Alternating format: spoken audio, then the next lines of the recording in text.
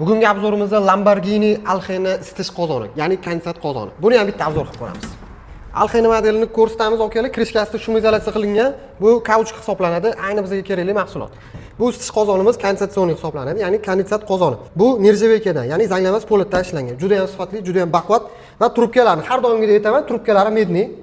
Mana bu yoqdagilar ham hammasi medniyda ishlangan. Va yana alohida e'tibor beradigan joyi, nasosimiz Villo nasosi para model. Ya'ni bu aqlli nasos hisoblanadi. Isitish qozonini platasiga aynan moslashgan bo'lib, suvni bosimiga qarab, issiqligiga qarab, o'zi o'chib, o'zi yonib, elektr sarfini ham ancha tejaydi. Plastinkali teplobmennik issiq suv uchun qo'yilgan. Minutiga 13,4 litr soatiga suv ishlab chiqarib beradi.